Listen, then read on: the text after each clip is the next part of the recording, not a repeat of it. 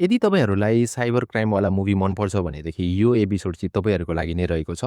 हिजो भर्खर मैले एउटा Amazon प्राइम भिडियोमा नयाँ सिरिज हेरेको थिएँ, जसको नाम चाहिँ प्रितम एन्ड पेड्रो रहेको थियो।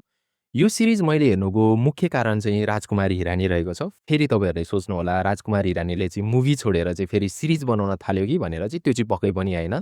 यो सिरिज चाहिँ उनको एउटा प्रोडक्सन हाउसमा बनेको एउटा इन्टरटेनिङ एन्ड द कमेडी खालको चाहिँ एउटा सिरिज रहेको छ, जहाँ चाहिँ क्रिमिनल इन्भेस्टिगेसनलाई चाहिँ देखाउन खोजेको छ। यस सिरिजमा चाहिँ 6 वटा एपिसोड रहेका छन्, जसले चाहिँ हरेक पार्टमा चाहिँ इन्टरकनेक्टेड भएर चाहिँ हामीलाई इन्टरटेनमेन्ट दिन खोजिरहेको छ। यसको कास्टको कुरा गर्ने हो भनेदेखि चाहिँ यसमा चाहिँ 2 वटा मेन क्यारेक्टरहरू रहेका छन्। एउटा प्रितम र अर्को चाहिँ पेड्रो रहेको छ। प्रितमको क्यारेक्टर भनेदेखि चाहिँ वीर हिरानीले चाहिँ वहन गरेका हुन्। उनी एउटा डेब्युटेन्ट एक्टर भए तापनि उनले यसमा चाहिँ आफ्नो कलालाई चाहिँ राम्रोसँग पर्दामा देखाउन खोजेका छन्। र जहाँ चाहिँ उनले चाहिँ एउटा टेक जेनियसको चाहिँ क्यारेक्टरलाई चाहिँ वहन गरेका छन् भनेदेखि चाहिँ पेड्रो क्यारेक्टर चाहिँ हाम्रो अरशद वारसी सरले चाहिँ निर्वाह गर्नुभएको छ र उहाँको एक्टिङ त वान अफ द चुम्मेश्वरी एक्टिङै रहेको छ र one of the best acting पनि भन्न सकिन्छ।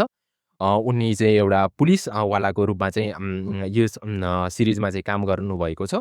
त्यस्तै यसमा विभिन्न एक्टरहरूको क्यामियो पनि रहेको छ र जहाँ मेनली रूपमा चाहिँ बमन इरानीको क्यामियोलाई चाहिँ one of the best cameo नै भन्न चाहन्छु। किनभनेदेखि चाहिँ उनले चाहिँ त्यो थ्री इडियटको एउटा प्रोफेसरको चाहिँ क्यारेक्टरलाई चाहिँ अझ रूपमा चाहिँ ऊर्जावान बनाएको जस्तो खालको एउटा क्यारेक्टर चाहिँ उनले यसमा चाहिँ वहन गरेका छन्।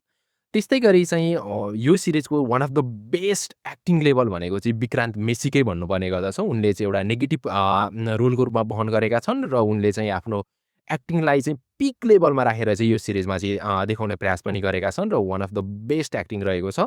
त्यस्तै गरी अब यो सिरिजको प्लटको बारेमा कुराहरू गर्ने हो भनेदेखि चाहिँ एउटा सिम्पल खालको कहानी रहेको छ, जो चाहिँ एउटा पुलिस अफिसर चाहिँ बेसिक लेभलमा ग्राउन्ड लेभलमा बसेर चाहिँ डे टु डे एक्टिभिटिजहरूलाई चाहिँ क्रिमिनल एक्टिभिटिजहरूलाई चाहिँ सल्भ गर्न चाहन्छ। तर उसलाई चाहिँ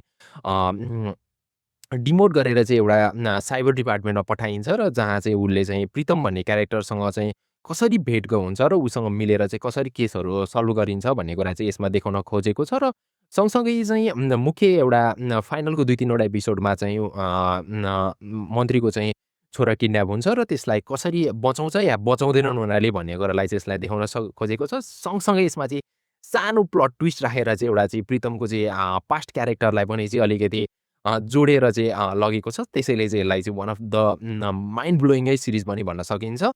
सो यस सिरिजलाई चाहिँ मैले 5 आउट अफ 4 को रेटिङ दिएको छु र जसलाई चाहिँ तपाईँहरूले पक्कै पनि एकचोटि चाहिँ हेर्नै पर्ने गर्दछ। यसले चाहिँ तपाईँलाई भरपुर मनोरञ्जन दिनुको साथै साथै चाहिँ टाइम पास पनि चाहिँ राम्रोसँग हुन्छ भन्ने कुरा चाहिँ मैले महसुस गरेको छु। त्यस्तै गरी अब यस सिरिजलाई चाहिँ तपाईँले चाहिँ Amazon प्राइम भिडियोबाट पनि हेर्न सक्नुहुनेछ। साथसाथै चाहिँ विभिन्न वेबसाइटहरूबाट पनि चाहिँ तपाईँले डाउनलोड गरेर वा हेर्न पनि सक्नुहुने गर्दछ। जस्तै चाहिँ मुभी बक्सबाट पनि हेर्न सक्नुहुनेछ।